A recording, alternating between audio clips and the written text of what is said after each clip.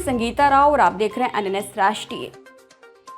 उड़ीसा में सत्तारूढ़ भारतीय जनता पार्टी के नेतृत्व वाली सरकार ने नौकरशाही में बड़ा फेरबदल करते हुए राज्य के 23 जिलों में से 20 में नए जिलाधिकारी नियुक्त किए हैं। जिन नौकरशाहों को नई जिम्मेदारी दी गई है वे सभी बीजू जनता दल यानी बीजेपी के कार्यकाल में नियुक्त किए गए थे।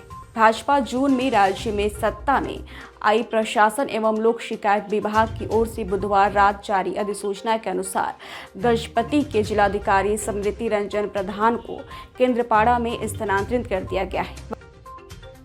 ओडिशा के कटक जिले में भद्रारिका मंदिर की देवी को स्थानांतरित किया जाएगा। यदि बाढ़ का पानी मंदिर में प्रवेश करता है तो गुरुवार को रिपोर्ट में कहा गया है कि रिपोर्ट के अनुसार यदि महानदी नदी से बाढ़ का पानी मंदिर के गर्भगृह में प्रवेश करता है तो पीठासीन देवता को स्थानांतरित किया जाएगा। लगभग हर साल बाढ़ का पानी भट्टारिका मंदिर में प्रवेश करता है और मंदिर प्रशासन और पुजारी जल स्तर बढ़ने और गर्भगृह में प्रवेश करने पर पीठासीन देवता को स्थानांतरित करने का निर्णय लेते हैं। ओडिशा सरकार ने अशांति के दौर से गुजर रहे बांग्लादेश से लोगों के भारत में प्रवेश को रोकने के लिए अपनी 480 किलोमीटर लंबी समुद्र तटीय रेखा पर सतर्कता बढ़ा दी है। एक वरिष्ठ पुलिस अधिकारी ने इस बारे में जानकारी दी है।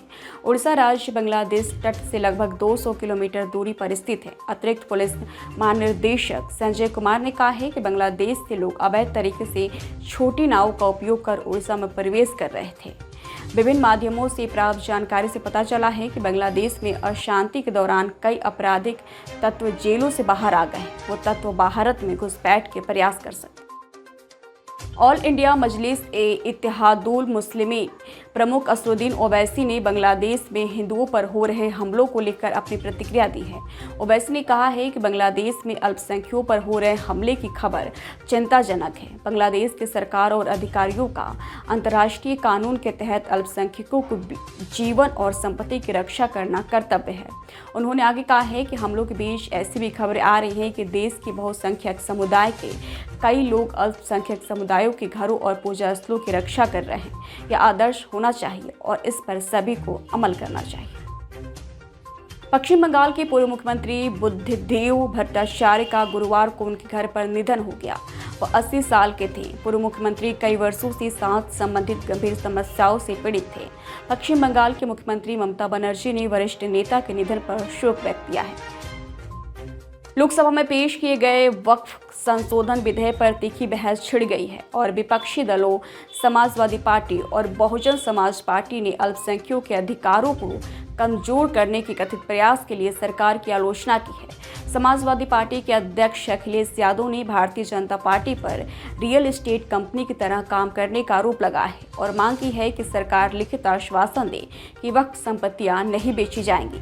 सोशल मीडिया प्लेटफॉर्म एक्स पर एक पोस्ट में यादव ने कहा है कि वक्फ बोर्ड में संशोधन सिर्फ एक बहाना है, असली लक्ष्य जमीन बेचना है।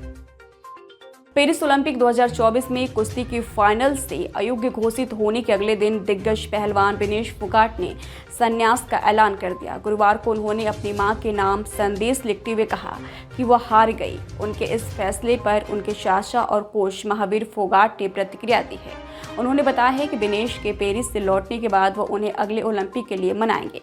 दरअसल बुधवार को महिलाओं की 50 किलोग्राम कुश्ती स्पर्धा की फाइनल से पहले विनेश फोगाट को अयोग्य घोषित कर दिया गया था।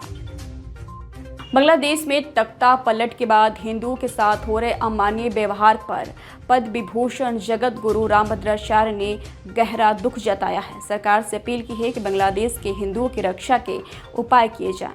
इसके लिए सभी को एकजुट होना चाहिए। जगत गुरु ने पत्रकारों से बातचीत में कहा है कि केंद्र सरकार को बांग्लादेश के हिंदुओं की चिंता करनी चाहिए।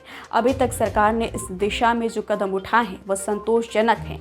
बांग्लादेश में तख्ता पलट के बाद कुछ ताकतें हिंदुओं को नुकसान पहुंचा रही हैं। सरकार की अपील की है कि हिंदुओं की चिंता करें। आह्वान किया है कि हिंदुत्व की रक्षा के लिए देश की सभी ताकतें एकजुट हों। जगत गुरु ने कहा है कि जो बांग्लादेश में घटित हुआ वह दुखद है। बांग्लादेश में हिंदुओं के घर जलाए जा रहे हैं।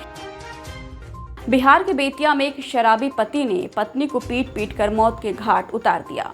वही घटना की सूचना पर पहुंची पुलिस ने आरोपी पति को गिरफ्तार कर लिया है। घटना जिले के शिकारपुर थाना क्षेत्र के ब्लॉक बारवा गांव की है। मृतका की पहचान बारवा गांव निवासी धनंजय कुमार शाह की 30 वर्षीय पत्नी ममता देवी के रूप में की गई है। मृतका के परिजनों ने उसके पति और सास पर हत्या का आरोप लगा है। इधर घटना के संबंध में बताया जाता है कि गुरुवार की सुबह शराब पीने को लेकर पति पत्नी के बीच झगड़ा हुआ था। इस पर शराबी पति ने पत्नी की जमकर पिटाई की। उसके बाद गला दबाकर उसकी हत्या कर दी। फिलहाल आज की खबरों में इतना ही। जल्दी हाजिर होंगे कुछ और बड़ी खबरों के साथ। तब तक के लिए दीजिए इजाजत। नमस्कार।